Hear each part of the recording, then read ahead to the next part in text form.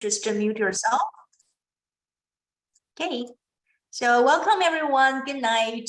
We are so glad to see so many the old friend and new friend, the young faces to join us as a Friday night. It's a thrill night, and tonight we're going to have a very established and renowned scholar, doctor, to share his own experience and to talk about the importance of the healthcare leadership.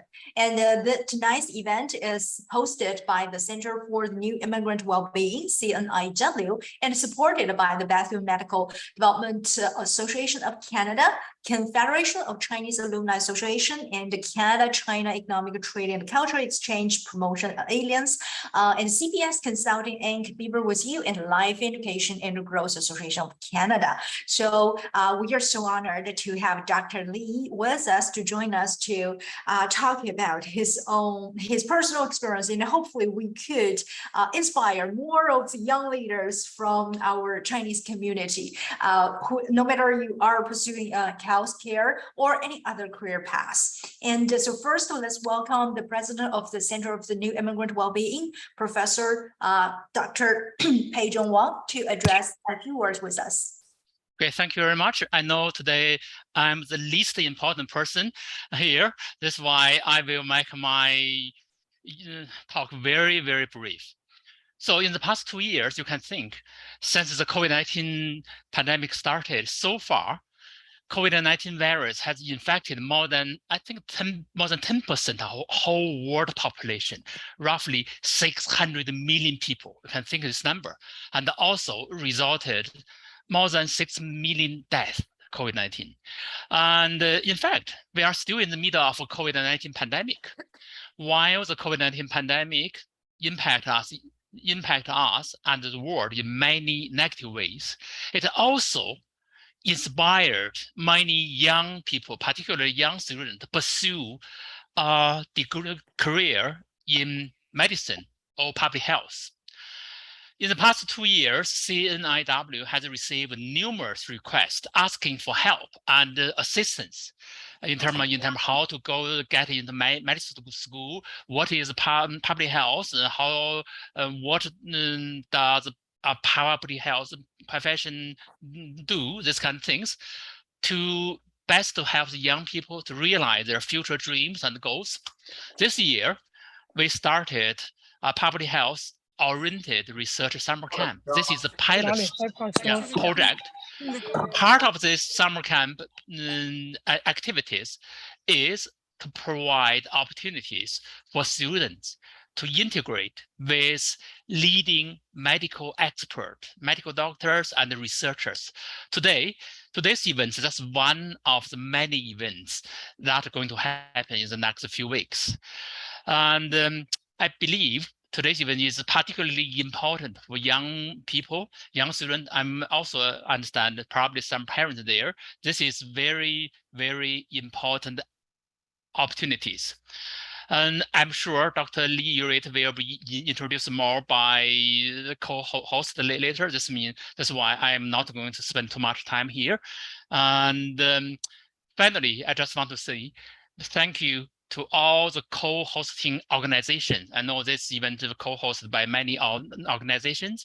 I also send my special thanks to Dr. Lee Errett, Dr. Yuan Zhou, Dr. Han, Dr. And many, many volunteers. I know many students probably could not come to this event and could not participate this summer camp. I'm sure today's event will be recorded and shared through YouTube, probably will be posted in our website. That means I would encourage you to share with your friends and to disseminate this kind of information. I won't spend too much time. Finally, I just want to say thank you all. I'm looking forward to this event. Thank you. Thank you, Professor. And so during the past years, as you said, we have got numerous support from various organizations, and one of them is the Bethune Medical Development Association of Canada. And tonight we have the special thanks for Dr. Yuan Zhou to come and support us. And is that possible that you could share a few words with us first as well? Okay, thank you, Dr. Han. Thank you, Professor Wang and Mr. Cao. and Dr. Lee Errett. Dr. Lee Errett is my former chief in the St. Michael Hospital. He has been in that position like 16 years, which is, I think, longest the boss in the St. Michael cardiac surgery. And when he was working as a chief of cardiac surgery, he very strict in the OR. He treat patient very, very well, and not only for patient, but also for all the teams. And our cardiac surgeon is just like a captain. In this boat, he play role like a captain. We just like operate the boat, and also cooperate with the anesthesia and the nurses, RT, and other colleagues. But he is very well done during his period of time. After operation, he always treat us like a family. Every Christmas Day, he will prepare all the gifts to all the staff, and the gift basket, and also invited us to join the dinner. Every year we have 3 major dinners. One is the Down Alley Day, which is a research day, invited all surgeons, cardiac residents in whole Canada to come to Toronto, which in the big hotels, and give them free food, free accommodation. Everything is free. So we all appreciate it. And the other thing is every Matana Day, he give us a chocolate. We all remember. So far, we still remember.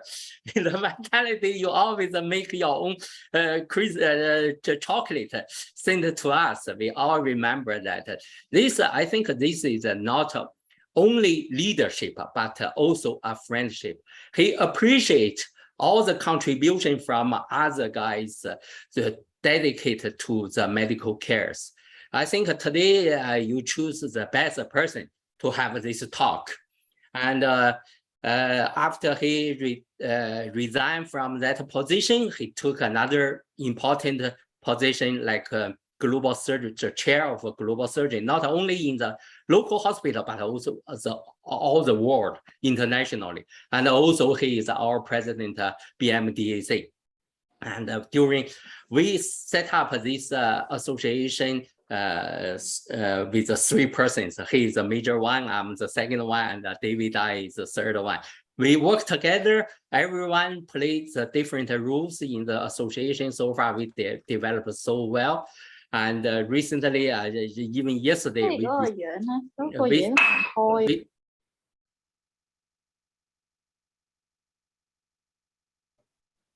You muted yourself. You need to unmute, yeah. Dr. Yuan, Dr. You need to unmute. Sorry, only I just mentioned, but yesterday we received a film copy from Montreal. A Canadian director made a film for our association. So Dr. Errett already have a good speech in the film. Thank you, Professor Wang, and our association always work together.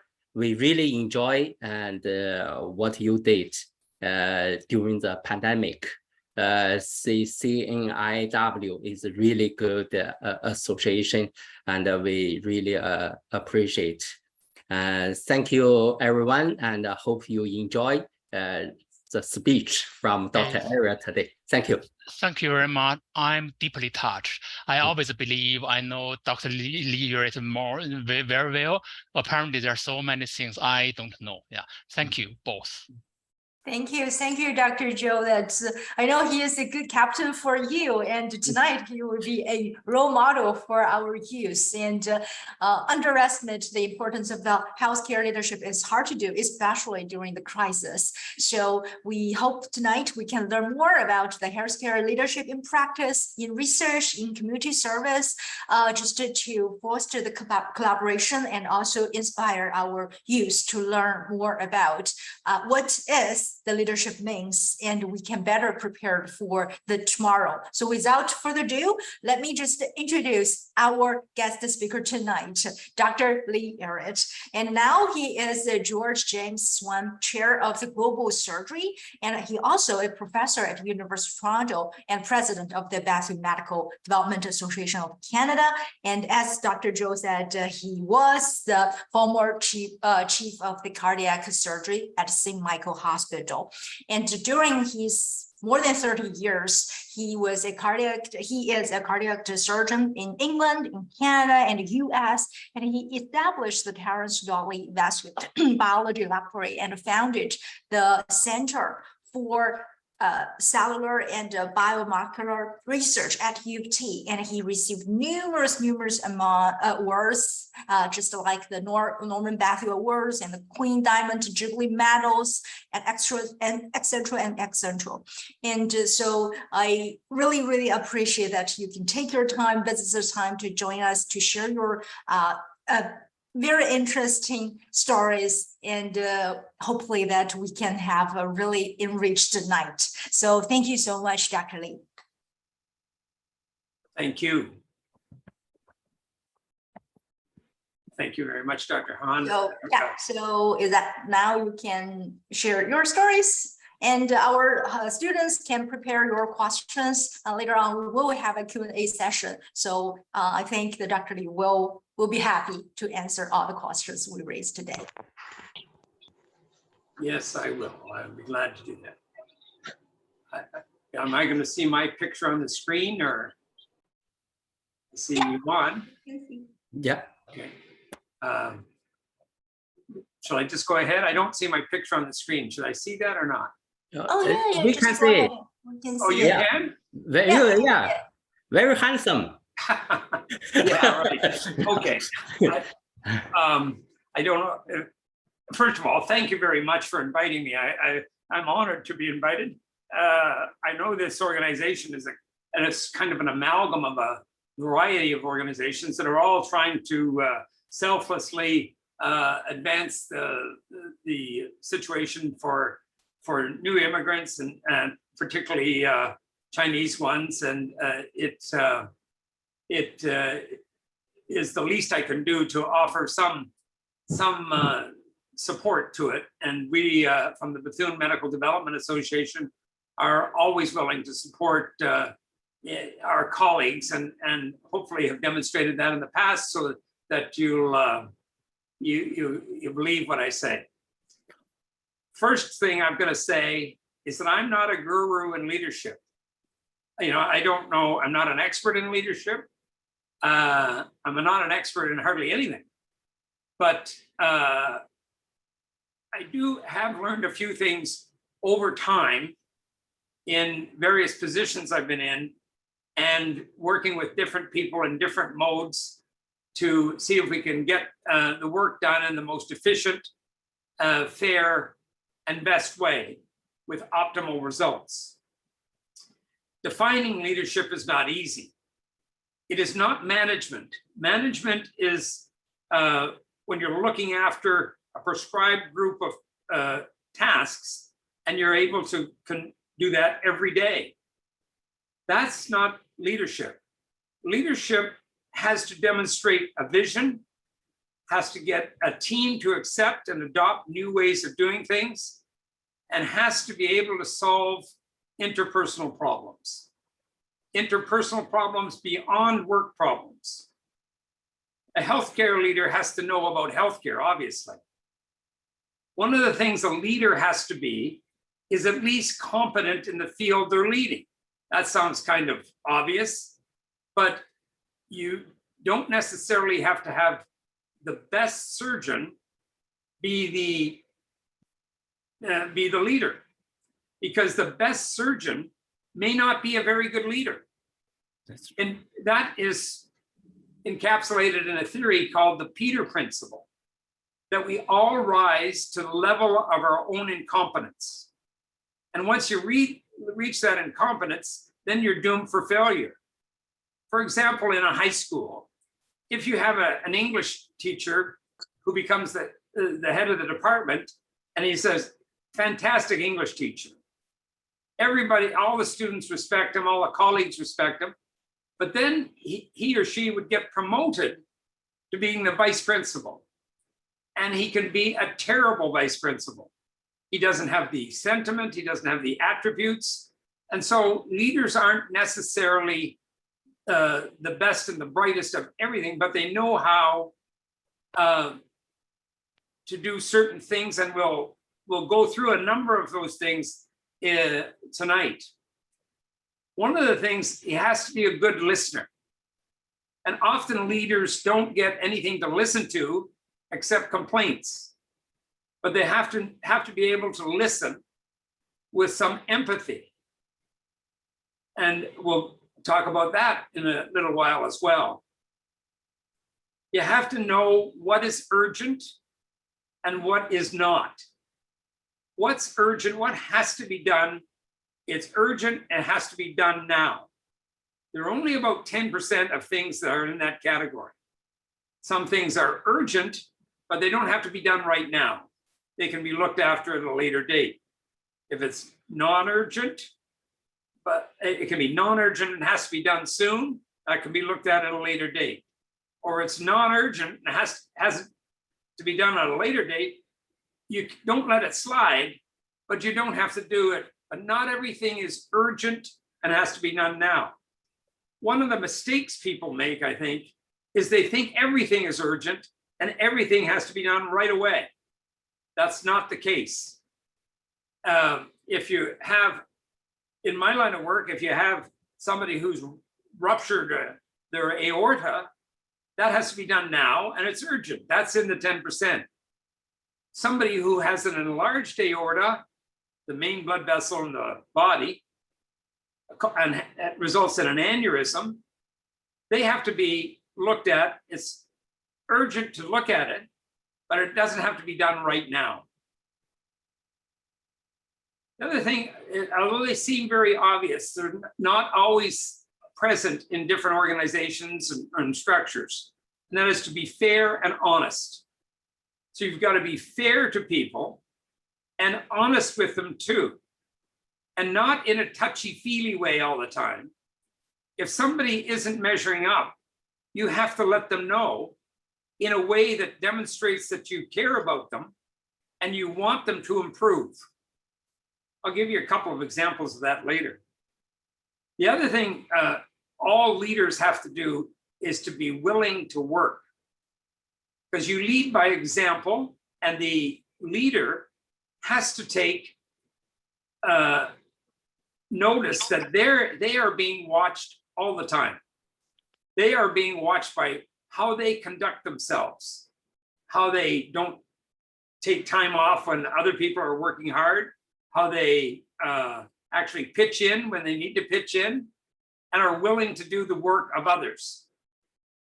In our line of work, you're on a cardiac surgery.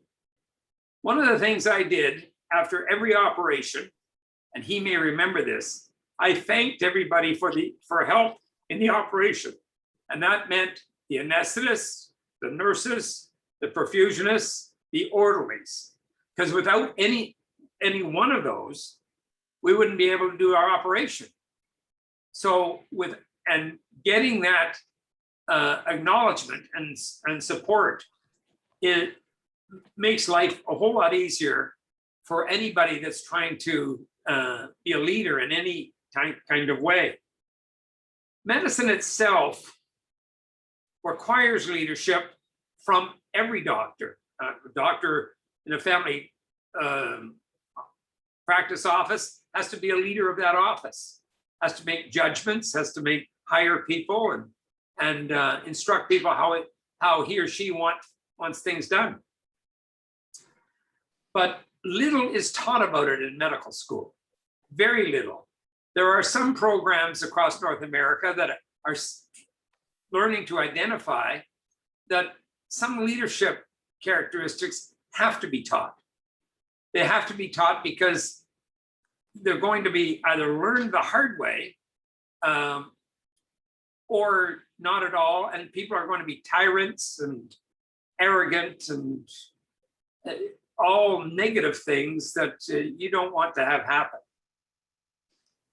I'm the beneficiary of a lot of good leaders. I'm thankful for those who took time with me, who told me when I was wrong. I learned more from them than I did from the people who are always saying, oh, that's good, you're doing great. But I learned more from them from in the operating room. In fact, 10 years after I'd finished my training, if I got in a tough situation, I thought of one particular surgeon. His name was Jean Morin in McGill. And he was very, very particular. Within millimeters, you had to put the stitches. And you had to get, to make things right for him, you had to get everything right at least 95% of the time. And he stayed out of trouble. And his operations seemed to go easier. They were a little slower, but they went easier. But anytime I got into a difficult situation, even though I really didn't like going into the operating room with him at the time, every time I got in a difficult situation, I said, what would John Moran do now? And that helped me a great deal. After 10 years, I went and told him that. And he was very grateful for me coming up to him. But I think a lot of people ought to have, because even leaders have to be encouraged that they're doing the right thing, because they don't know everything.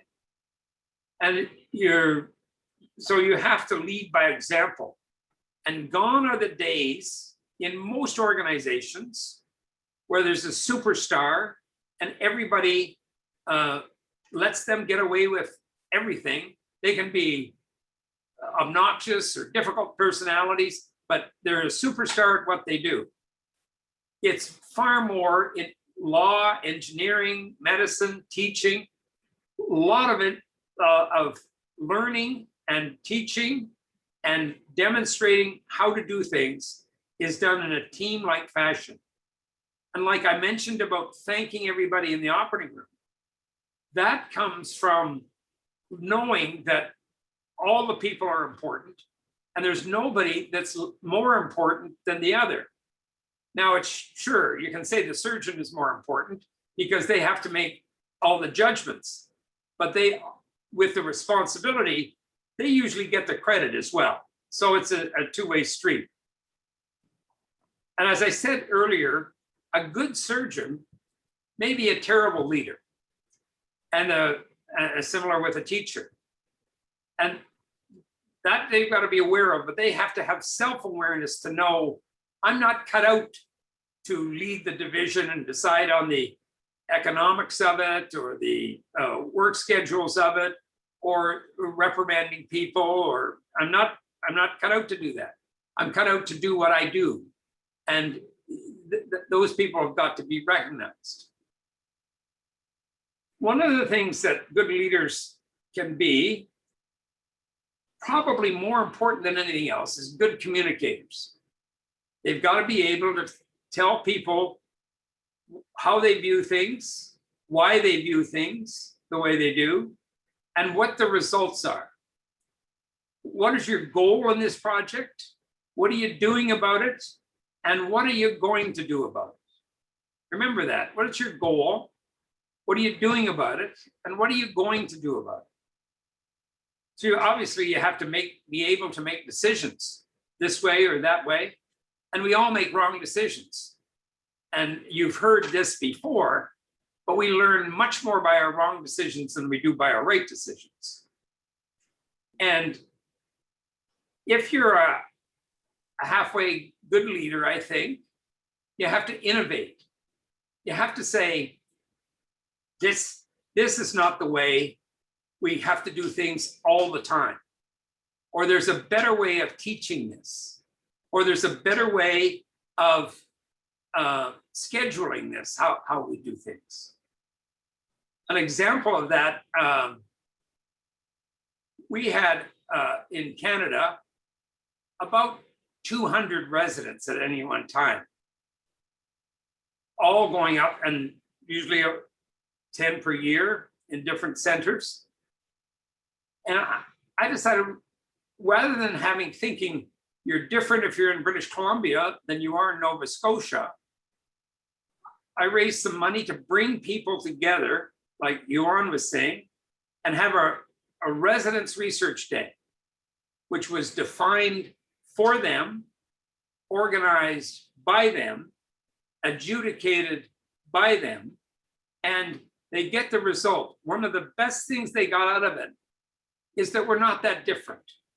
We study from the same textbooks, and the person at the University of Toronto is not that much different from the University of British Columbia or Edmonton or Winnipeg. And it created a camaraderie between the residents so they can pick up the phone and they know somebody. And that was a success. That was a overwhelming success. And to get people together and get them organized. That was an implementation of something that leaders have to do. They have to be doers. They have to have abilities to take something from the very nascent or start of it. What is it you want to do? Let's say you want to start a new operation in a hospital, an operation that's not widely practiced anywhere in the world. But you think there's evidence enough to bring that to your hospital, which would help a large number of patients. An example for that in the recent years, I guess, is percutaneous valve replacement. Percutaneous means without making a big operation. So without making a big operation, you can actually make a little incision, insert a valve that's attached to a wire, place it through the heart, dilate the valve if it's narrowed, and then place this artificial valve on the end of a wire, like the end of a fishing line, and place it in the proper position. Now, there's lots of people that are involved in that. First of all, you've got to get the patient. Now, the conventional surgery for that operation, aortic valve replacement, the conventional surgery that maybe your grandfathers or grandmothers may have had, is an aortic valve replacement, which entails cutting through the breastbone and usually a 5 or 6 day stay in a hospital and a 3-month recovery.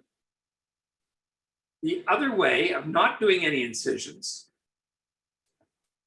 is got to be proven to be at least as good. The results from the aortic valve replacement are very good. The mortality is relatively low for heart surgery mortality meaning people dying from as a result of the operation. It may be 2 or 3%. So 98 people out of 100 will live through it, but if they hadn't had the operation, about 80% of them may die within 2 years or be in serious life circumstances. So the operation is indicated, but can you get the same results with this wire with the valve on the end of it?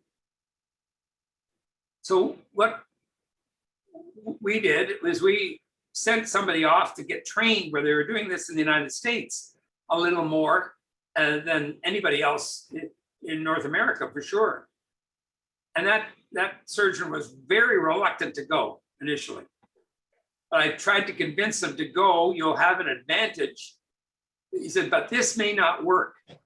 And he was right. It may not work. But you'll get the experience of this and be able to do it and be a pioneer in it. And he went off and came back, started the program, and was very successful at starting the program. And now, not only in our hospital, because we were the first to do it, but in Toronto at least, it is commonplace in all major hospitals in Canada. And it took a little foresight to do that, You had to plan for it. You had to plan with your anesthetists, with the people, radiographers, as X-ray people, nurses in the operating room, all had to be schooled on this. But in order to have some innovation, you have to have some vision to cover all the bases, and ultimately you can get things done. One of the things about being a leader is that you have to have some social graces. Not all leaders have it. They say, it's my way or the highway, and you do as I say, and that's the end of the discussion. But there are social intelligence. You've heard of emotional intelligence. There's social intelligence qualities that leaders ought to have. One is empathy. And by empathy, I don't mean being touchy-feely, mushy.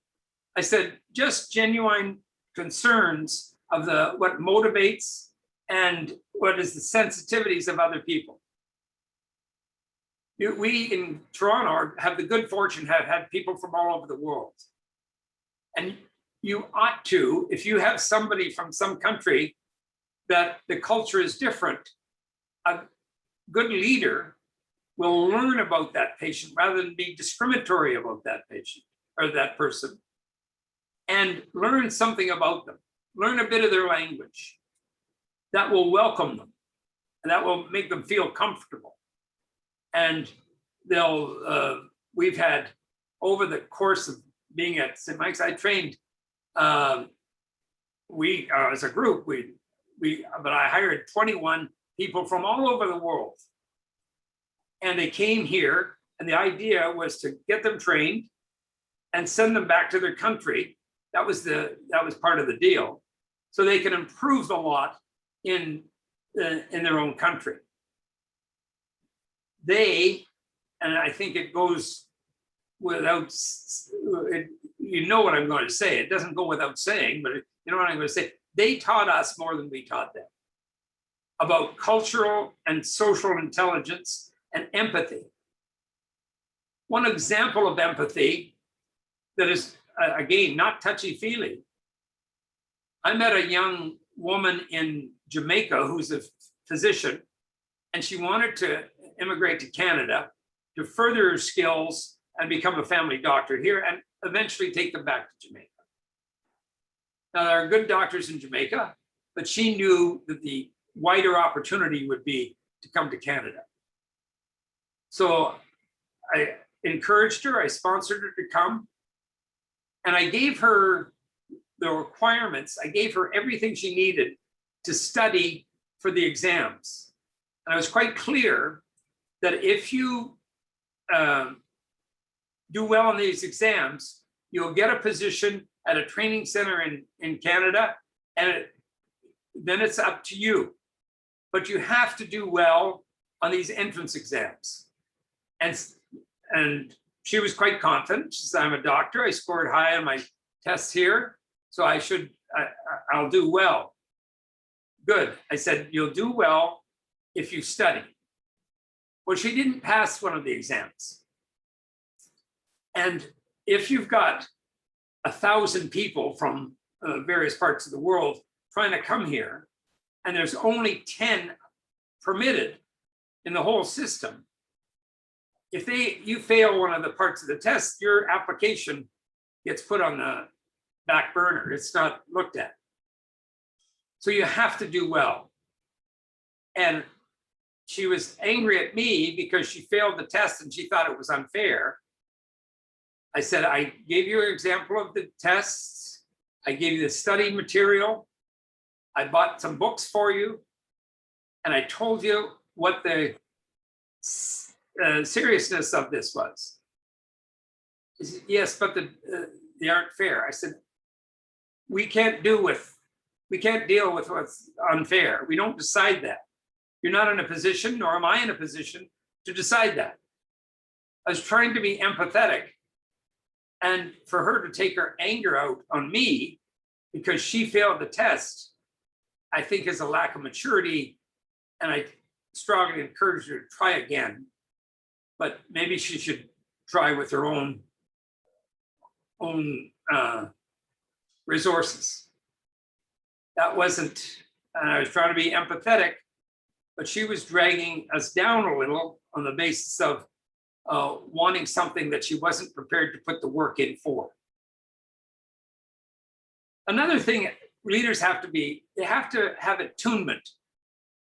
They have to have attunement, meaning they have to listen to how others feel and how others sometimes don't have a good day. So you have to be knowing that if somebody is doing well Monday, Tuesday, Wednesday, Thursday, and Friday, they seem upset, you don't know what's going on in their lives.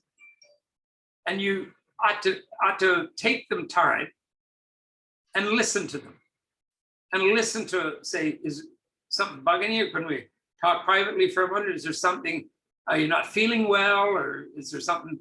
And what you can learn about people just by taking that 30-second listen is quite remarkable, because all kinds of people are going through things that we generally don't have any idea, but it helps us and it helps them know that somebody's concerned about them. So you have to listen to what they're saying and be attuned to other people's moods and their travails that they have to go through. In hospitals, right, which is basically the example I'm using, you have to know about the organizational structure, how things are organized, and how things get done. You have to know, for example, one of the things, when I spent some time in England, and on my first day, I was a surgeon and I was doing extra training at Oxford, and the surgeon came to me, or the head nurse came to me, he says, Mr. Errett, because surgeons are called Mr. there in England. They said, Mr. Errett, what would you like? Coffee, tea, or a glass of milk? I said, what? I'm here to work, you know. He said, and I looked on the ward, and the ward was an absolute mess. So I went into the coffee room, sat and drank a cup of tea, and in a half an hour, the ward looked spotless. Every patient looked almost like they were made in the bed. And how that transition occurred, I learned that nurse is control of that ward, takes a lot of pride in that ward, and she, although she reports to you about the sick patients, her job is looking after the patient's welfare on a basis of the medication and general care, and the most of the care in a hospital gets done by the nurses. I learned something from her on how to know about the organizational of that hospital. Because in the hospitals I worked in, we just went in and things could be upside down and sideways, and we just didn't pay any attention. That was not the case in her hospital. And you've got to know about the culture of the organization as well. There can be a strategy for an operation. The administration can say, this is our new strategy. But culture in an institution, in an office, in a school, eats strategy for lunch. So culture is very important, because you've got to know this is done, that is not done. We don't criticize other doctors in front of other doctors. That's a cultural thing. We don't yell and scream at nurses. That's a cultural thing. It's just not done. Now, it's done in some hospitals, but not done in our hospital. And in an operating room where you're the boss, so-called, because the patient's, your name is on the patient's chart, you have to control that operating room. And if you walk into an operating room and it's noisy and it seems disorganized and like the surgeon is yelling, he has lack of control. A lack of control of getting things done And they should be done in a peaceful, methodical way, not without a laugh or two, and not without some mutual enjoyment of accomplishing what you're trying to accomplish. But you have to have some semblance of control and know the culture of that operating room.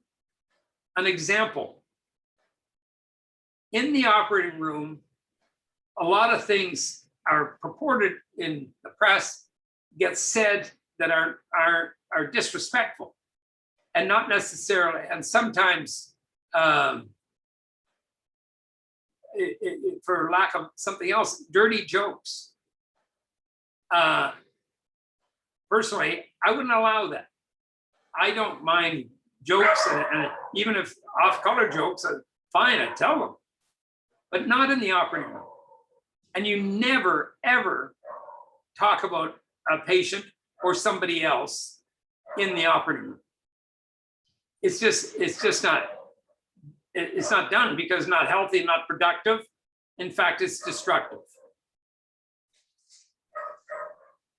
In the leadership category, though, you have to have some influence. You have to appeal to the special interests of others. If you have people around you, like students or residents, and you have the ability to have some influence, try to make it positive. Now, there's some surgeons I trained with, I took note, mental notes. This is not how I'm going to do things. So I learned from the negative. This is not how I'm going to conduct this. I'm not going to be yelling and screaming at everybody because the suture broke.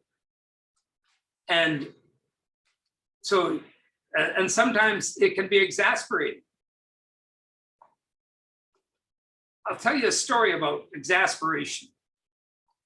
One time when I was in Connecticut, I worked there for 8 years at Yale University.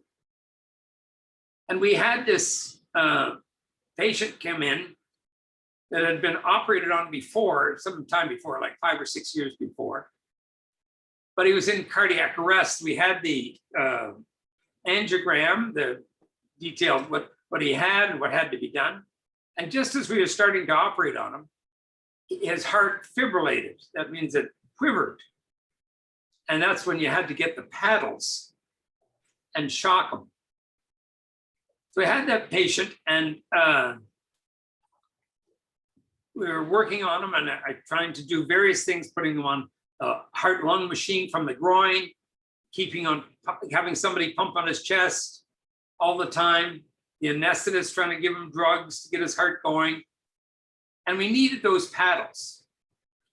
Now, this woman who is a nurse, and she's a lovely lady, but a little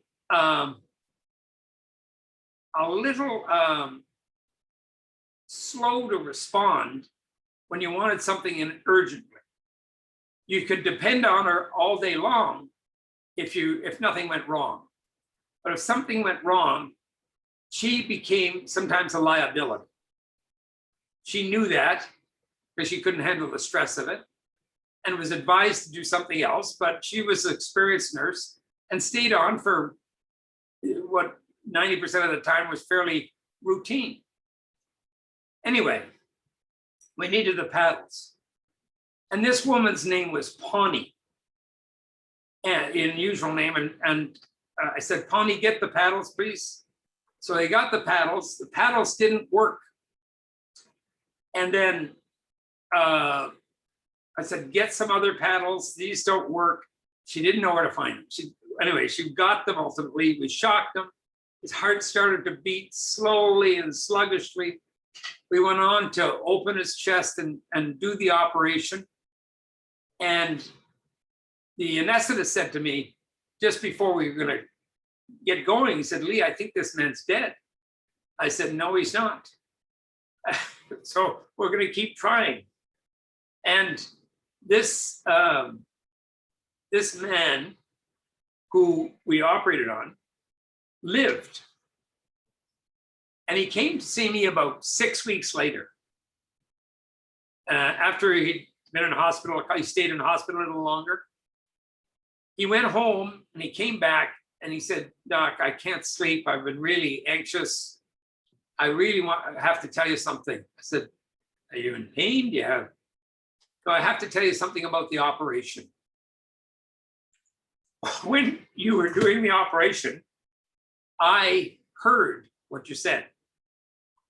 And I was like, I don't know if many of you have seen the movie Ghost. It's an old classic movie, and what the spirit rises up above the operating room, above the patient in the operating room, and the spirit looks down on the patient. And he described exactly that. He hadn't seen the movie either. And he said, when you said this patient's not dead, I said, he said, way to go, Dr. Errett. Up when he was looking down. And he heard about Pawnee. Now, this man was a pretty high level businessman. And he knew about, and he had 500 employees. And he actually owned a credit card company in Greenwich, Connecticut.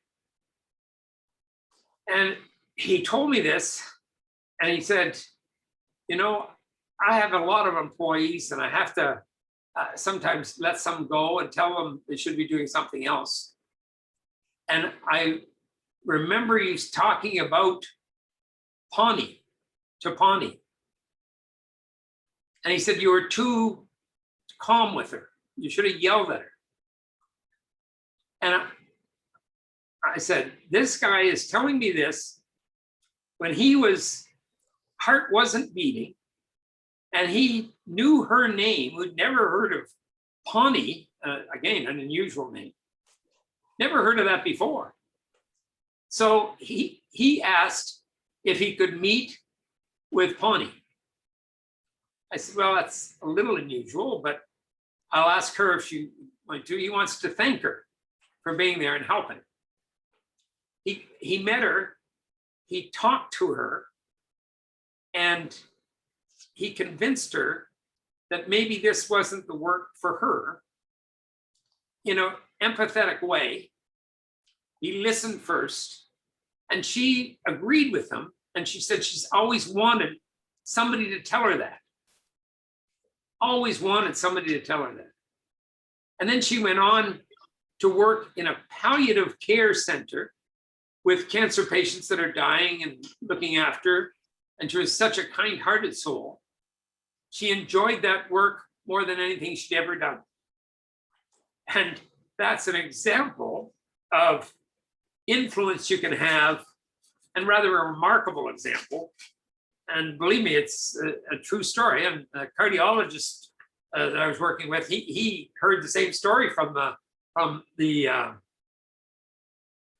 this patient.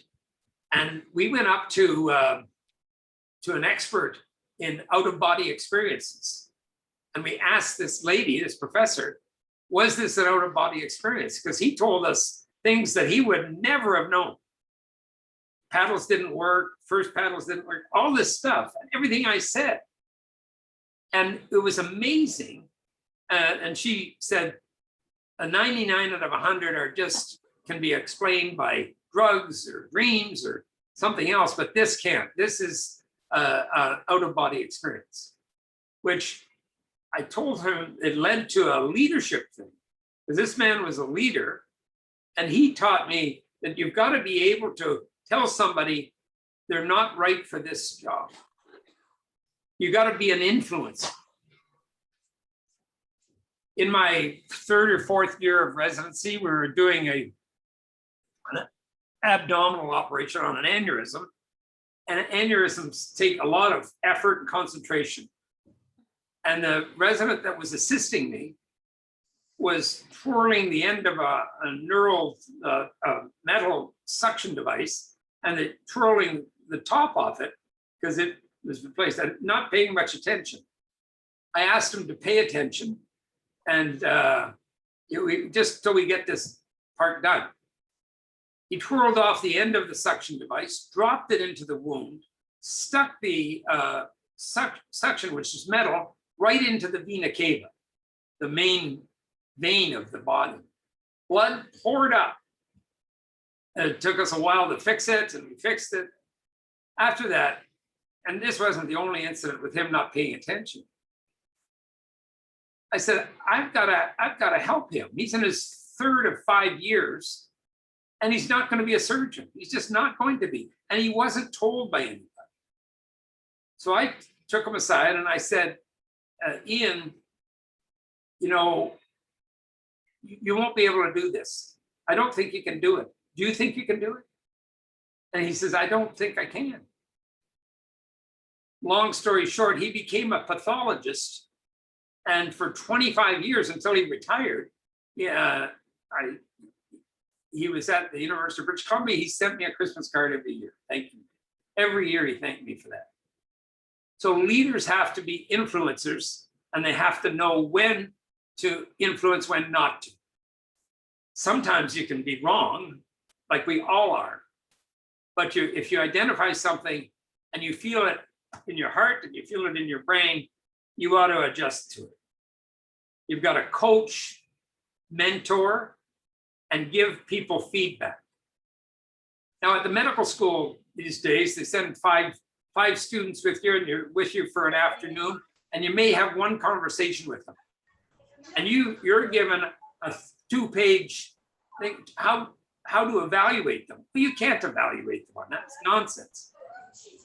So you got to know how to do that and do it over time. Hopefully along the way, you can be an inspiration and convince people to do things that they're capable of, they want to do, and you think they're capable of. There's no limit to the inspiration and the help that a leader should provide a student who is of that nature. The head of the cardiac surgery at UHN now was a medical student with us. And I told her she could be anything she wanted to be. She could be the head of the program. She went on and she didn't get into the program.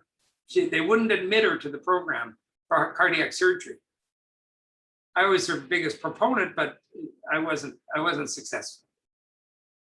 Years later, she went and got her PhD and studied hard, did a fellowship. Now she's the head. When she got that, she sent me an email with 3 words: "You were right." So I appreciated the opportunity to being able to give her some advice from what my perspective was at the time, and remained over the years. And now I'm going to give you, in closing, I'm going to give you some examples of successes and failures in leadership, in the leadership that I've tried to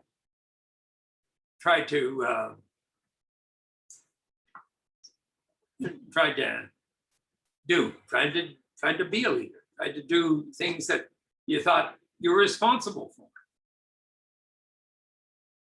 One, I guess, to start off with, is the Bethune Medical Development Association, which you can see over my head. As Yuan said, it started with 3 people.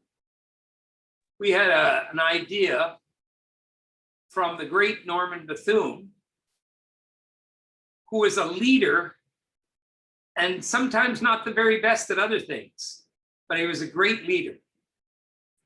And he and Mao Zedong teamed up in the war against the Spanish in 1939. And he was revered by all of China, and most young Chinese people at the time knew about him. There's Bethune High School. There's several Bethune universities. We used that name and wanted to take a lot of us to do just emulate him and to try to do what he did. as one person. And if you know, the more I know about him, the more unbelievable Superman I find that he was. But we started that slowly.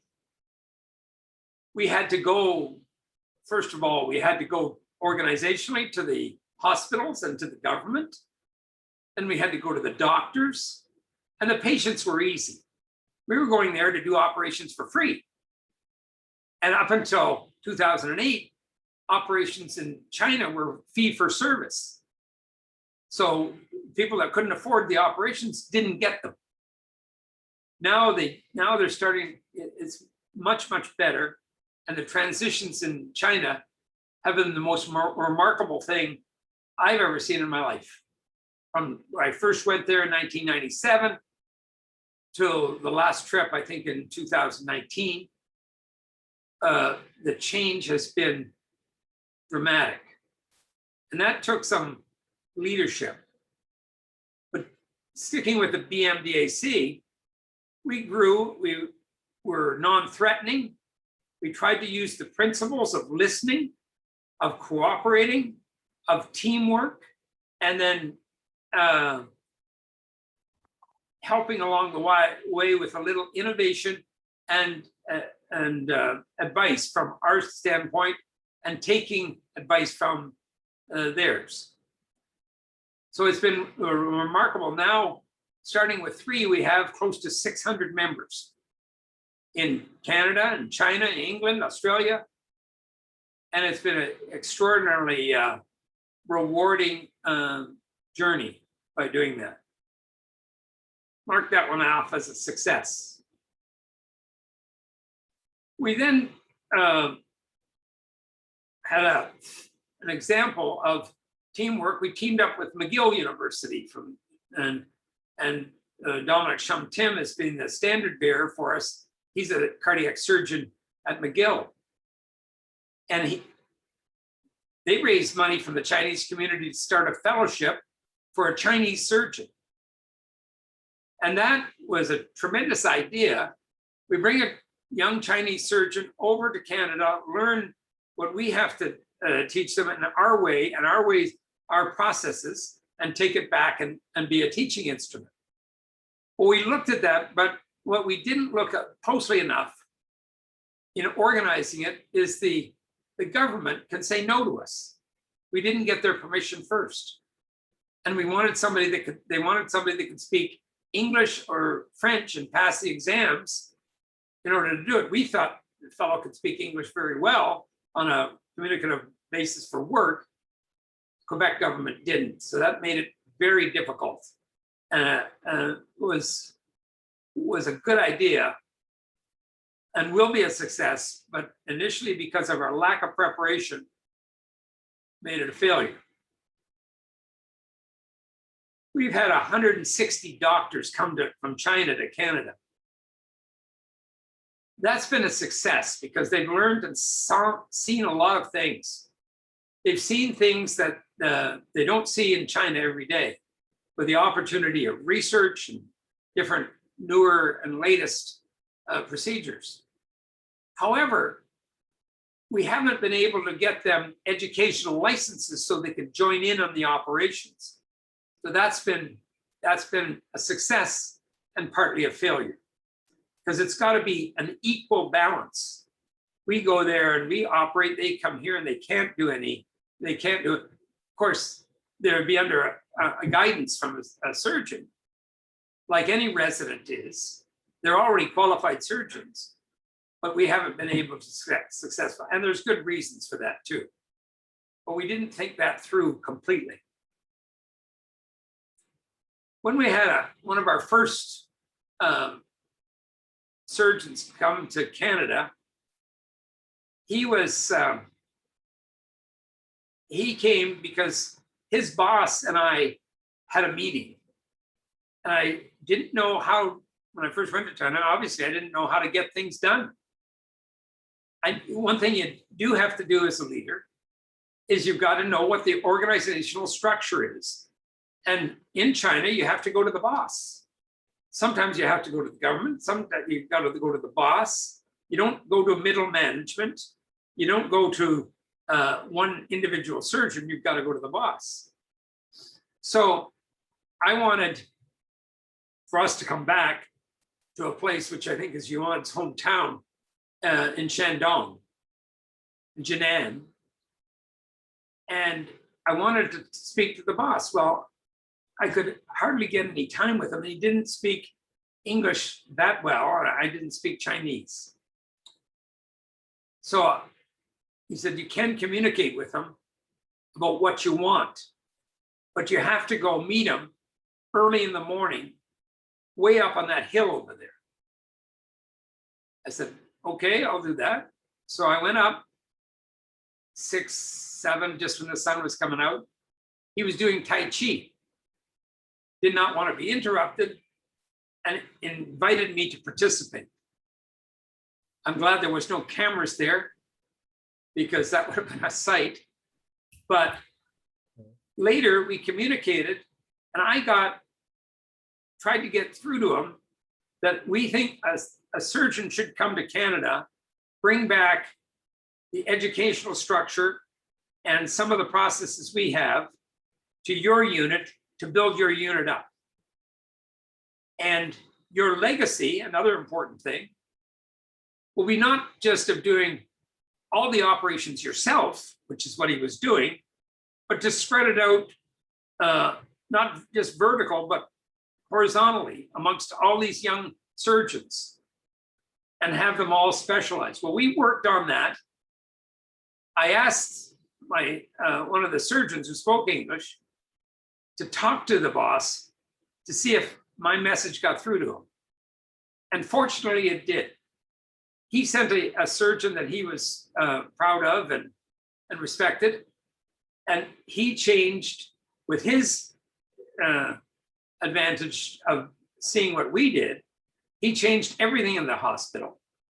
And some of the hospital in the local area went from doing maybe 160 operations to close to 2,000 by spreading it out, because one man can't do everything.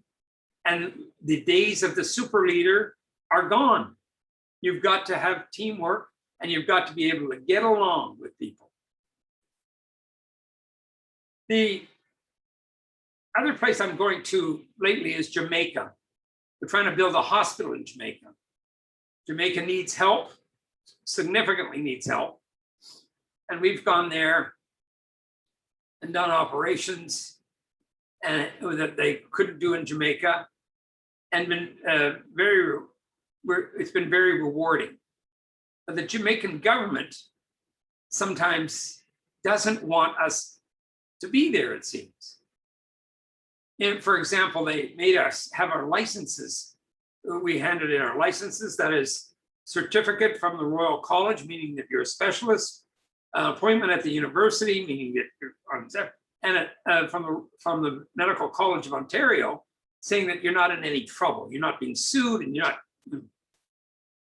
They didn't want all that. They wanted our high school diploma, which didn't make any sense to me at all. You're fooling a lot of people if you're practicing surgery and you haven't graduated high school. So that was a thing we would never have anticipated, but we worked it out over time. And right now, today, I have 80 beds that were given to me by various sources, some of them almost brand new, to give to Jamaica. Some of the hospitals have beds that are plywood with a little thin towel over it. And these beds that I'm giving are electric, good mattresses, all steel and very good quality. And they're refusing to take them. So there's something behind that I don't understand. And I look upon that as my failure of not being able to understand why it's so hard to give something. And why won't they accept it? Do they resent it? Do they resent me? Do they resent our organization, our country, the color of our skin? What is it? But we'll get to the bottom of it. And finally, in an organization, even with the leader, a concept of doing a 360 evaluation is relatively new and important. And if you think you're treat people with compassion, treat people with empathy, are understanding, are easy to work with, you're not difficult, try doing a 360. Get everybody to, they don't have to put their names to it, they just have to tell the truth. And you may not get, it'll be a rewarding thing in terms of what you can do with it, but you'll realize every organization and everybody, even a classroom, even a group of friends, if they do a 360 occasionally, they can look more positively at one another by communicating and getting the message through to one another of what they think is right, what they think is wrong, and how should we go about solving the problems at hand. In the 360, there is a Stanford professor who wrote a book, and it's a little bit naughty, the words, but it's called The No Asshole Rule. That's the book, you can look it up, from a Stanford. But the idea is to purge the people that are negative, destructive, and not helpful in your organization or your group out of that organization. And that can be good, that can be empathetic for that person. You can try to help them, but if sometimes they're beyond help and they break that rule, so that you can do that. One thing, I know your group is very enthusiastic, ambitious, and wants to get ahead, wants to improve their own lot in life, have their own goals and their objectives, and they should ask themselves, what is my goal? What am I doing about it? And what am I going to do about it? And that's all I have, but I'll be glad to answer any questions you have. Thank you for listening. Thank you, Dr. Errett, and I truly appreciate that what you have sharing, and I have been touched a couple of times, and I remember there is a saying, the mediocre teacher tells, the good teachers explain, the superior teacher demonstrates, and the great teacher inspires. And your story have truly inspired me. I think a lot for our youth today here, and you remember all the people who have helped you along the way, and you never forget to lift somebody else up. So I think that is the leadership. The leadership is not about the titles, positions, the awards, or the flow chart.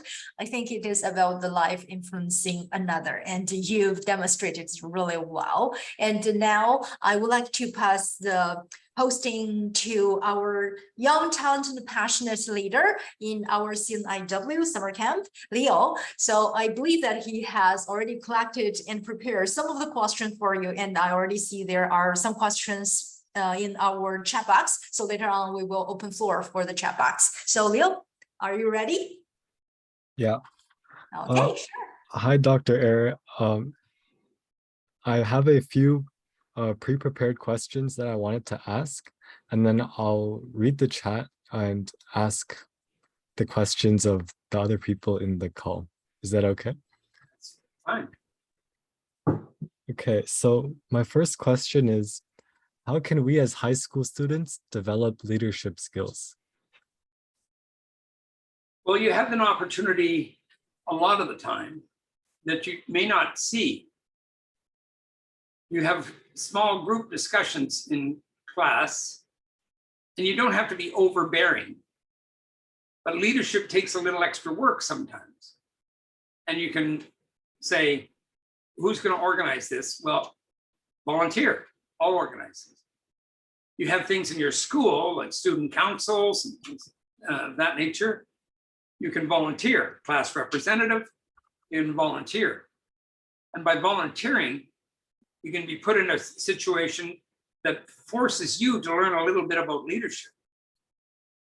And even if you're on a sports team, sports teams have leaders.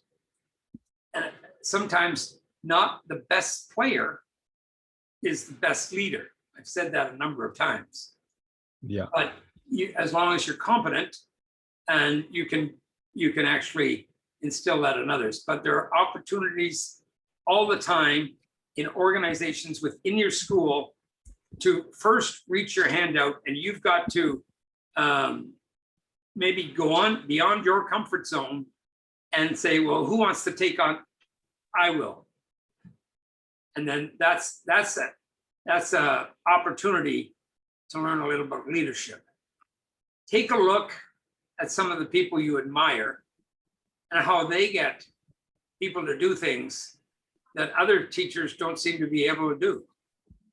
So that's another way of kind of osmosis by getting some opportunity to learn about leadership. Yeah, I agree. I heard some points that I think I have to work on personally as well. We all do. Yeah. So my second question is there someone that motivates you, and in what way do they motivate you? Well, motivate me in my work, or what? Yeah, to be a better leader. Mostly students do that. One of the things, if you practice every day, and I don't want to be meaning this to be over sentimental or mushy, but you've got to be grateful every day. Grateful for what, I had a good day today, things went well, I did well on this test, I had a good conversation, I did, I'm grateful. And that's been proven, not just by people say so, by scientific studies, that if you're great, have a sense of gratitude. And there's a book called Radical Gratitude, which explains that quite definitively. It makes you actually appreciate, and you can learn when you're saying, maybe every night, say, well, I'm thankful for that. I'm thankful for the advice that so-and-so gave me. And that gratitude, and you might be saying, thank you to your mom for doing this, for doing that. Thanks for the, and she doesn't, she's not trying to be a leader. She's just trying to look after you. But that's, that kind of leadership you can see. Sometimes teenagers have a tough time recognizing it, but it can be very inspirational for you. Watch a teacher that goes out of their way to helping the person who's not getting a concept very well. If they go out of their way, watch how patient they are. Watch, he doesn't have, or she doesn't have to care about that. That's a way of finding inspiration. And people who are doing nice things for other people without being, without anybody noticing it, without anybody looking at it. But I'd advise you to get a start on that. Seems like a sort of a backward thing. But think about who you're grateful for. And then you'll come back to finding out who actually who's inspirational for you.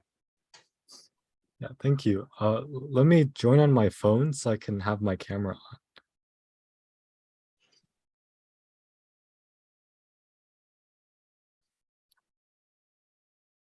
Okay.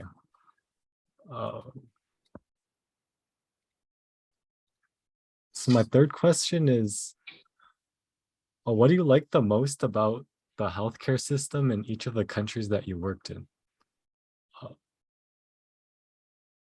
Well, I worked in 34 different countries. Oh, sorry. Well, So what's I don't know that we can go through all of them, and I probably couldn't remember all of them. But the three ones that I've trained and actually worked in,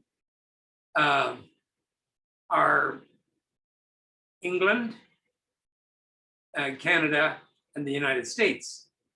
Although I've worked in lots of other countries, including China, including Jamaica, African countries, South American countries. We should be, again, a word I just was using, grateful for what we have. In Jamaica, for example, the waiting time for a cataract operation is 8 years. Oh, If you tell an Ontario patient that the waiting time for a cataract is 3 months, they'll say, oh my God, our system is falling apart. Well, is it really? You know, you're going to get the operation done. Let me tell you about things you asked me about, inspirational things. What is it? What kinds of things that I do now? I used to get great inspiration of taking a patient who was really sick and making them better. I mean, that's ego gratification. Ego gratification. It's not necessarily something you're grateful for. You're grateful to be able to do it. There's in Jamaica, we built a small hospital, and I got a donor to donate, but they only wanted to donate for eye surgeries and eye care. Mostly eye care, because there's not many ophthalmologists, surgeons in Jamaica. And what I told you what the wait time is, I got these ophthalmologists to come, and we're going to do operations, and we set it up. We set up a system, and that's having to lead. You have to find out, where do we get the nurses? Where do we get this? Where do we get the supplies? Where do we get that? We got to get the licenses for the ophthalmologists, all this stuff. Got all that done. And the ophthalmologists were going home the next day. But so we wanted, and the nurses decided didn't want our nurses there. I don't know why. I didn't want to get into the politic of it.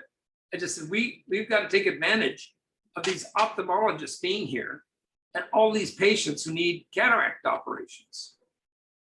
So I became an orderly that day. I became an orderly and a nurse, RPN, a practical nurse. I wheeled in the patients and looked after them, take down the information, and was able to meet a lot of people, and the surgeons were saying, come on, let's go. You know, so I didn't know how hard that work was. So I found out pretty quickly. So I had a young boy come in, probably was eight years old or so. He was holding the hand of his grandfather, who couldn't see because of his cataracts. And cataracts is the lens goes opaque, and taking that lens out and replacing it, which you can do, gives people back their eyesight. So he went in for an operation, and I had the little boy, I gave the little boy a cookie, and lots of other patients to look after. And the men came back, and the operations are very quick, 45 minutes came back. One of my jobs was to look up at the eye patch and see if they're bleeding or they had any swelling. And when I did that, the older man started to cry. And I said, are you in pain, sir? Everything's gone well, you're in pain. Does it hurt? No, he was shaking his head, no. But he saw, the little boy was beside me, and what was making him cry is he saw his grandson for the first time. oh, So you talk to me about what medical systems we have, how to compare them. Around the world, there's tremendous inequity. We all know that, and there's often not much we can do about it. But there is something we can do about it, and everybody can do something about it. Everybody can make a little bit of a contribution. And I believe that would solve a lot of the healthcare problems. I think that we in Canada have a tremendous healthcare system. In the United States, the system in the United States is fee for service, and it's very, very expensive. Very, very expensive. At Yale, where I was at the time I went there, an aspirin was $17. An aspirin in the hospital. And the doctors got paid well, very well. And but the poor people that didn't get treated unless they had a gunshot wound or something like that. And they didn't go to the doctor because they couldn't afford it. And the truth is that of the 300 million Americans, there's 50 million that don't have insurance and another 50 that are totally underinsured. So I'm not going to vote for that system. I think that everybody should be insured. But I saw in one of your questions that was circulated to me earlier that our system, healthcare, is free. Yeah. Of course it's not free. Oh. Of course it isn't. Our taxes pay for it. And our taxes have gone up. 50% of the taxes collected go for healthcare. So there's lots of things to approach that. One is the whole society has to be more responsible in looking after themselves. Every one of us. There are things that through no fault of their own, people are sick, of course, and young children, and older people, but there are lots of things we can do to improve our healthcare by social responsibility. I think that's something that's going to have to come, because just piling more money into it like the United States has doesn't solve the problem when there's that degree of inequity. Okay, thank you. I give you a long-winded answer. Hopefully somewhere in there was something that you wanted to hear about an answer. Yeah. My next question is, what's your favorite thing about teaching internationally? My favorite thing is your enthusiasm. There's nothing more, and that's a lesson for you guys too. When you're a student of somebody and you show some enthusiasm, you win points doing that. And I love going to China because the Chinese people are so willing to learn from us. They question us with very valid questions, but they're so enthusiastic about learning. That's what I like most about it. Do you think international students are more enthusiastic than Canadian students? I think Canadian students are excellent students. There's no two ways about that. Excellent students. And the medical students are, I couldn't get into medical school now. I mean, I'm just, a lot of medical students are smarter than I am right now. But I have a master's student that I'm working with. He's phenomenal, just phenomenal in every way. He's an international student too. I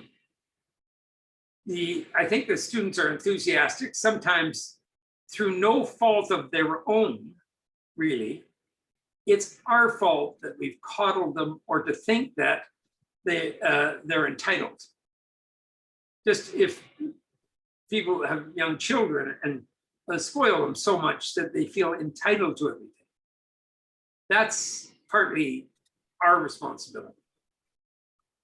The people in China generally are very enthusiastic, but if I get them alone or just in groups, I ask, what's your plan in the next 5 years? Well, I want to have a house. I want to have a fancy car. I want to have. No, I said no. I was talking about your medical education, not the things, because they'll come. Those things will come, but not necessarily that shouldn't be what you're striving for. you're striving to be the best doctor you can be. Thank you. Kelly Wang. So this last question from me, it's not really related to leadership. It was just something more I was curious about.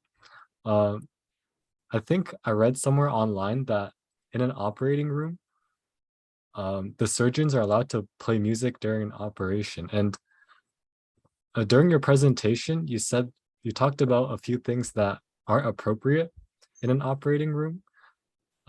So is it true that sometimes surgeons play music, and do you think this is appropriate? I played music a lot in the operating room.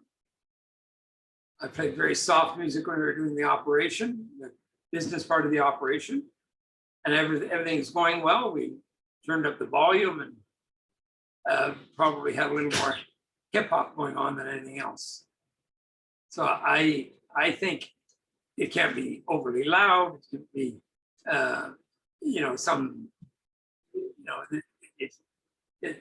if you play soft music, it can be soothing for a lot of people.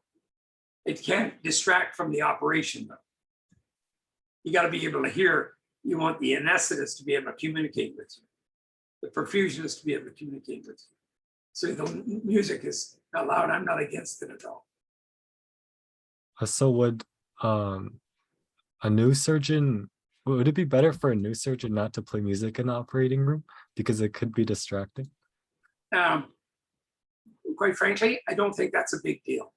I think if you have a leader, a new surgeon, and he's playing rock music quite loud, the leader should go in there and say, we'll implement that later in the time, not now. It's too loud. And that's inappropriate. So there's moderation in everything, including moderation sometimes, but it's got to be at a level that is doesn't distract from the operation.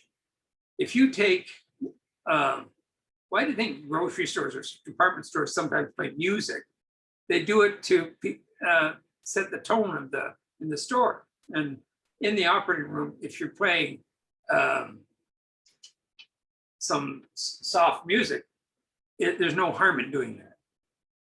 But if you're a young guy and you're playing some hard rock or punk rock, it's probably not. It's mostly because it's generally played louder than the other music. But I think the whole point of the music is a little bit not important. Okay. Yeah, I agree with that. So now I'm going to go to the questions in the chat. Okay. The first question is, in today's healthcare environment, what do you think is urgent? Like, for example, is nursing shortages, delayed surgeries due to the pandemic, are these urgent? Yes. Yes, they're definitely urgent. But I think the government gets those things wrong frequently. How many nurses do we need? So they don't. And there's about 40,000 nurses with applications to come to Ontario from other places. So some of those won't qualify. They'll be like the doctor from Jamaica I talked about. They won't qualify, and they should not be given the privilege of being a nurse in Ontario without qualifying with the same degree. We shouldn't lessen our standards. If they pass the exam, they pass our standards, great. And some of the rules we have, like you have to be able to communicate in English. If you can't communicate in English, it makes it very, very difficult to be a nurse in one of our hospitals or an emergency room. The shortage of nursing are getting a lot of attention, as they should, because 80% of the budget for the hospital goes to nurses. 80% of the work that goes on in the hospital is done by nurses. Most of the care in the hospital is done by nurses, the actual care of the patient. So, and nursing are getting fed up, and COVID did that. So it may have to be rethought, because nurses, I know in St. Michael's Hospital, in one day in the emergency, 8 nurses quit. 8 quit. Because they had it. They couldn't take it anymore. So you've got to nursing as sometimes their own worst enemy. They're going to have strong personalities, but sometimes they've got to listen to what's best and get feedback from everybody. Do one of those 360s. What do we need in nursing? And sometimes nursing assistants are important.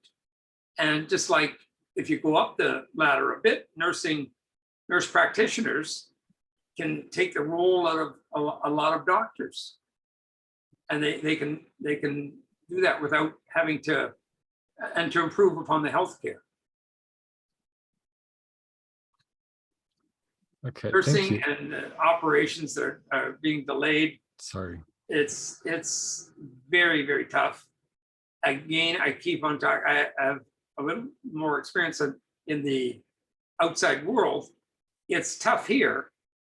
It's even tougher in poorer countries. Really tough. If you get a hernia, you wait 4 years. 4 years to get a hernia fixed. Yeah, if it was 4 months here, it'd be long. You know?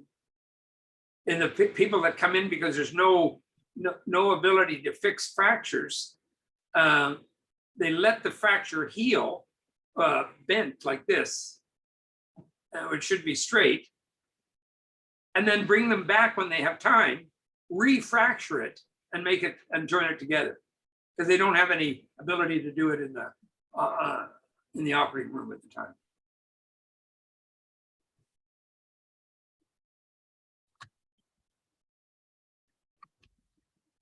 Yeah, I think we're very fortunate in the healthcare area.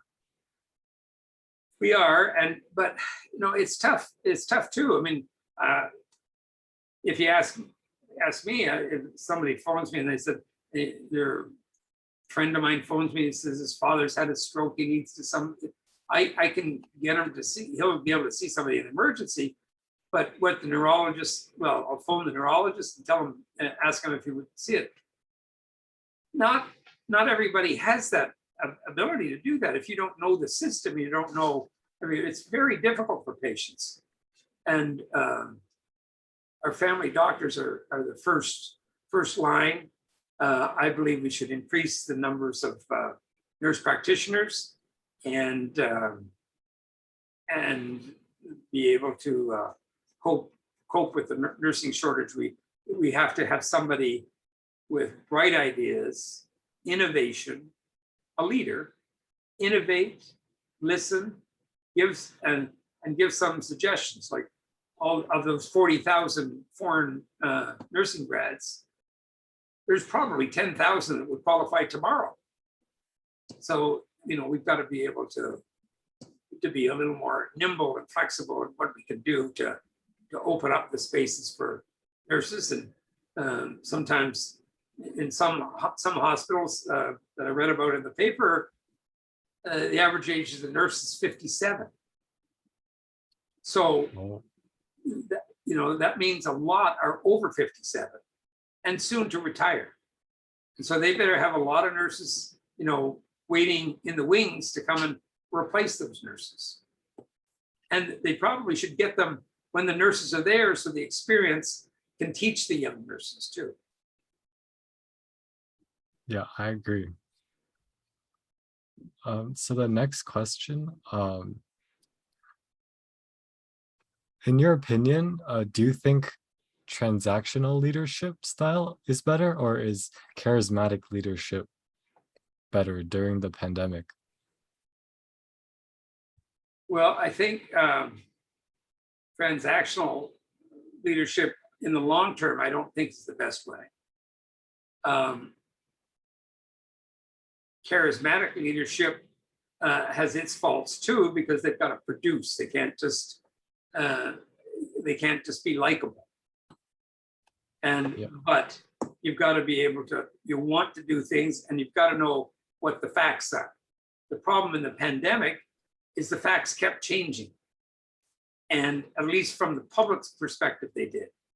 And should we wear masks? Shouldn't we wear masks? Those places that didn't and did, and all kinds of differing opinions. And then absolute ludicrous opinions from people who don't know anything about what they're talking about. Can be extraordinarily detrimental. The transactional things, you know, sometimes it's important to say this has to be done, because it may bother you a little bit, but it can potentially save a number of lives. So you've got to go on with it. And the burden we have to take on about wearing a mask is not a big deal. It's not a big deal at all. Just wear one and that's my personal view. It's based on some medical knowledge, not definitive medical knowledge, but wear a mask and get a vaccine. So that is transactional, but those things are proven medical and scientific facts. Those that dispute that, or some come up with some cockamamie conspiracy theory, well, they should be called out for that, just being just that. Okay. The next question is, if your staff are having compassion fatigue, what suggestions would you give your staff? Well, I think staff have to have compassion for one another as well. That's one. And what's happening in some emergency departments across Ontario is they're closing down. They just don't have the staff. But what's also happening is that not everybody is working hard, and some people have lesser hours. So the hospitals are asking people from benevolence and compassion to say, hey, I'm available. I'm available to do an extra shift if you want. I'm available. I've just retired, but I can come out of retirement and work a few shifts for you. Or as a doctor, I'm not practicing cardiac surgery on a regular basis in Canada, but I could come into the intensive care unit and look after patients.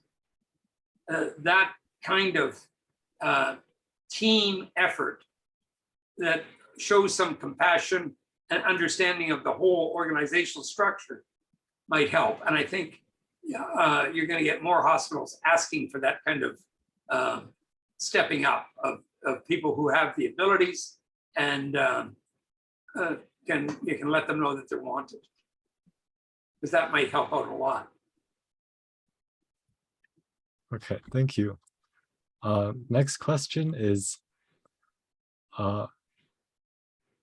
how do you feel your role as a leader has changed pre and post pandemic? How has this highly stressful situation changed how you view certain situations?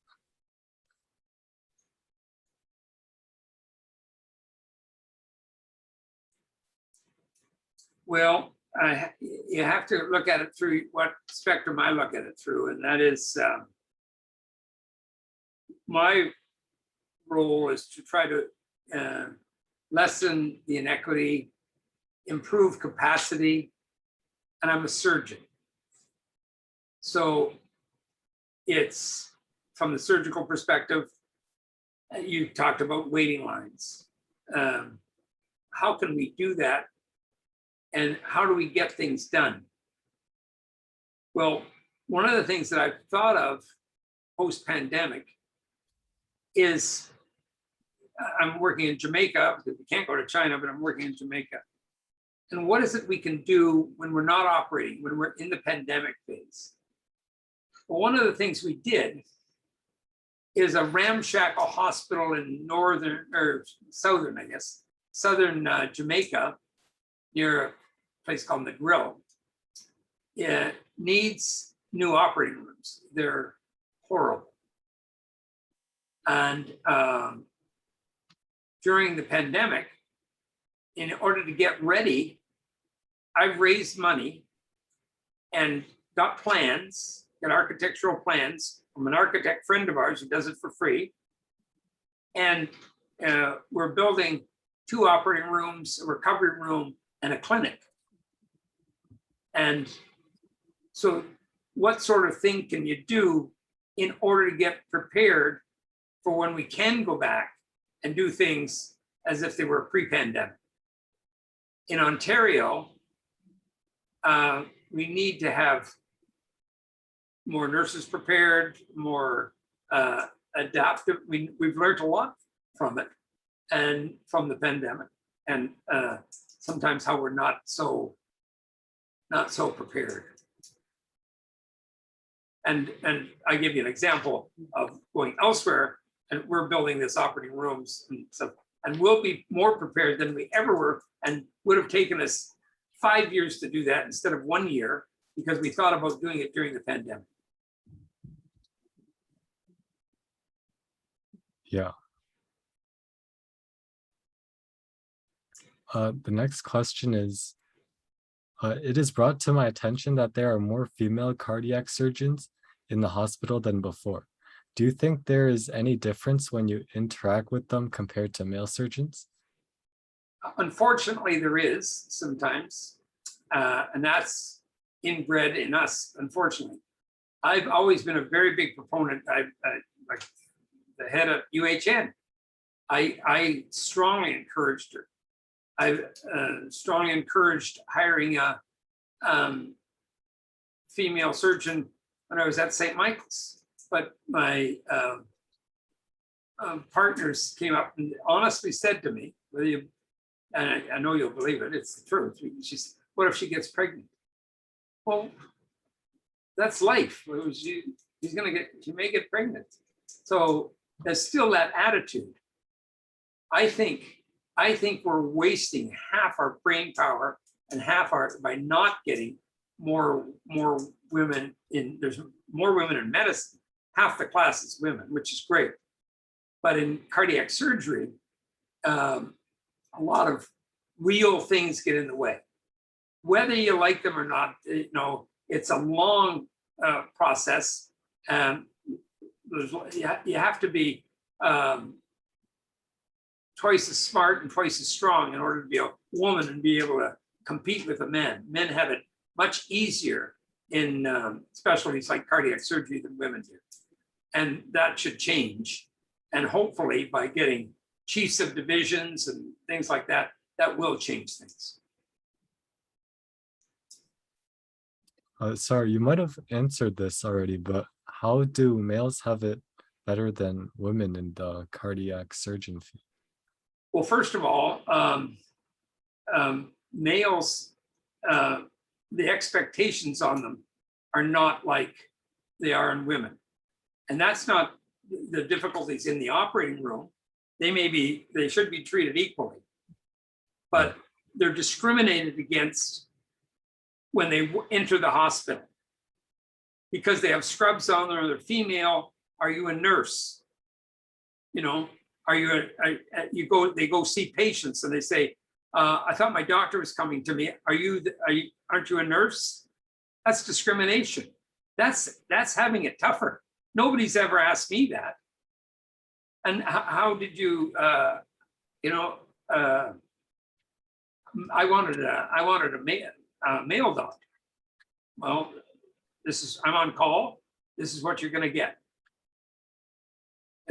I've had female residents, and we got different cultural sensitivities, or sometimes happen. And if there was anything, I told them to call me, and I'd go in and I said to the patient, Mr. Smith, Dr. Jones here is a fully qualified surgeon. She's she's on call today. She will do everything. If you want to go elsewhere, that's up to you. But she's going to be looking after you. And if they complained, it didn't matter to me. They complained to the administration. I said, look, she's on call. She's perfectly qualified.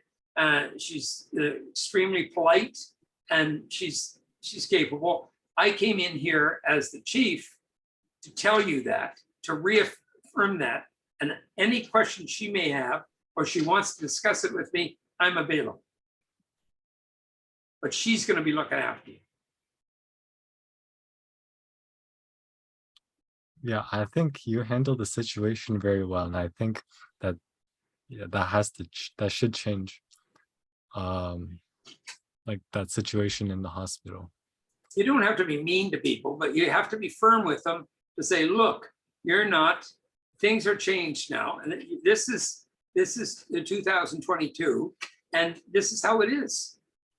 And we want to give you the best care possible. And that's why she's looking after you.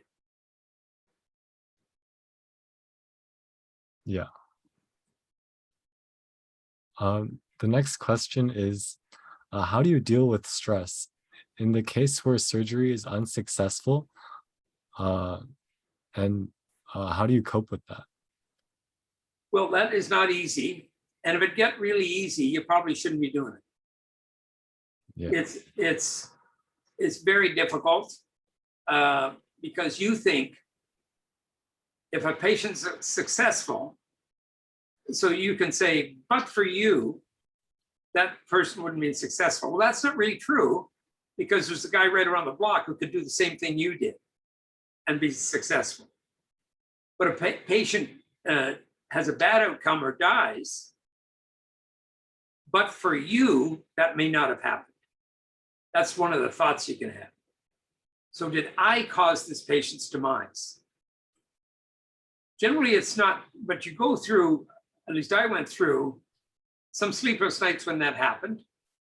Unfortunately, the success rate in cardiac surgery is very high. But when that happened, I'd go through step by step. What could I have done differently? What went wrong? Now, sometimes you shouldn't beat yourself up, because these patients have massive heart attacks that nothing can save them. And that's the fact of life. If you, and death. If sometimes people come in with a knife in their heart that somebody's twisted and blood is gushing out, they don't have any blood, and the heart's, you can't fix it. You can try to fix it, but sometimes you can't. And realizing that as long as you know yourself, I did everything I know how to do in a timely fashion, and I did it to the best of my ability, then you can deal with that. But dealing with stress in other ways, you should have other interests, and don't take it out on anybody else. Don't take it out on your spouse or your colleagues or blame somebody. Well, so many that I could not tolerate when somebody blamed it on somebody else, and you're in charge of it. When you're in charge of an operation, everything stops with you. And when surgeons, unfortunately, some surgeons might do that. They say, this is why this happened, and because so-and-so did something wrong. Now, I told you the story about the guy sticking the suction device into the vena cava. Now, he did that, but it was my responsibility, and I had to fix it. And I tried to turn that negative experience for him and all of us, and luckily not for the patient, that he ended up not doing surgery because he didn't have the attributes. I said, sometimes, I remember sometimes, and this is a long time ago, I remember saying to him, not everybody has the attributes of a surgeon. Not everybody is obnoxious, so self-confident. There can be a bit of a bore. But I said you have an opportunity to do something because you can go on and be successful, which he was. He was very successful. That's something he really enjoyed. Thank you. I think your advice is good not only in the hospital, but for dealing with stress in general too. Well, I've practiced meditation for a long time. And I did that when I was a medical student. So that's a long time ago. And I do it not as regular as I once did, but anytime I get a chance, I meditate, and it actually feels good. And you've got to have supportive people around you, and that all helps. And negativity, you've got to delete.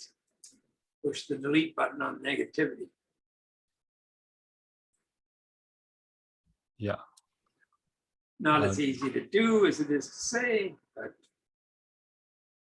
those things you guys all have to work on. But one of the things is practice gratitude. What are you thankful for? Well, I'm thankful for nothing. The word, it might say, I'm thankful for nothing. The world sucks and everything everybody does. Well, you're not going to get very far with that. You got to say, you've got to do something for yourself. Thank you. The next question is, do you recommend any good books for leadership? I do. I can. I have a number of them that I could send a list for you if you like. Did you want to recommend like one or two books maybe? Well, I've got one that I found profound, actually, is that one that has the naughty title called The No Asshole Rule. That's on leadership by a guy from Stanford. And there's a couple of books, one by Bryce Taylor, who's on pitfalls and successes in leadership.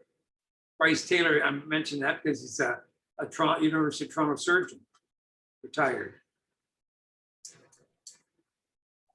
There's several lectures by Dr. Hugh Scully, who was the former head of the CMA, and he's, I don't know if it's on YouTube, but he's written several Harvard reviews on leadership. There's several Harvard Business Review leaderships. If you go just put leadership, Harvard Business Review, you'll get a multiple of a topic on leadership and leadership changing. Okay, last question here because we're running a little short on time. I've got all the time you want. Don't worry about that. If you guys have to have your milk and cookies or something. Okay. Question here is, what's your recommendation to deal with shortage of key staff under the pandemic?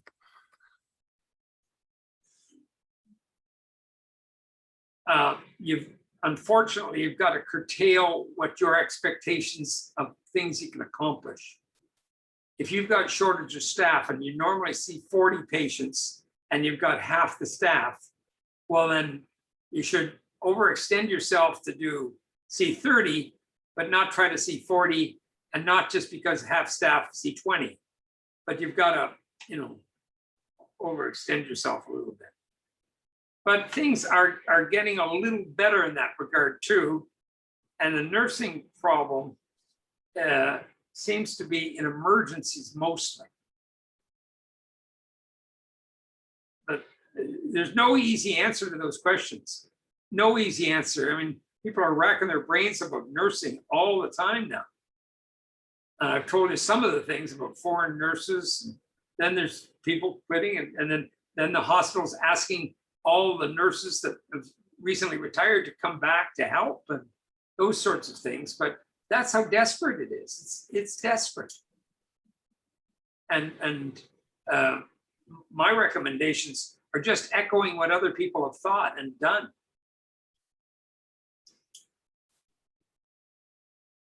Thank you. I think that's all for today. Thank you everyone for listening. Thank you, Dr. Errett. This is my first time co-hosting, so thank you for being patient with me. No problem. Thank you, Leo, and thank you so much for your sharing. Thank you so much, everyone, our audience, join us for such a wonderful weekend night. And I believe we all learned a lot. Dr. Errett is a rich source when it comes to leadership and inspiration. And I think for all the youth here who would like to be a leader in the future or right now, I think the biggest difference between who dream it and who actually achieve it is the action. So right now, break down your big goals into small, and we can, watch your dreams come true by you doing it. And thank you so much, Dr. Errett, for your great sharing. And thank you everyone to give attention to the CNIW, and especially for the youth. We do have the youth committee, and we have our WeChat for the youth, for the volunteer. And if you're not using WeChat, don't afraid, we do have the Instagram for you. So I know we have a multi channels for whoever want to join us, become a volunteer or do things like this. And in the future, we promise we'll have more of this kind of interesting and meaningful activities. So join us. And this is our QR code. And again, so thank you everyone to join us at this long weekend ahead. So enjoy our long weekend, enjoy the summer, and we really appreciate that everyone could join us, and we can make more difference and make more impact by doing good things. So thank you everyone, and I will say tonight I will call it tonight here. And if anyone have the questions, feel free to leave your question here. And even we don't have enough time now, we probably will pass over to Dr. Errett, or we can invite other people, our other guests, to address the question in the future. And our next event is next Friday. We will invite a young lady who graduated from University of Toronto pharmacy school. So if you ever have interest to become a pharmacist or you don't know how to apply, just feel free to join us, and follow us in the WeChat account. We will share the updated information how to join us. So next Friday we will see you. Okay, so good night everyone. Thank you. Thank you. Thank you. Good night. And we should give applause to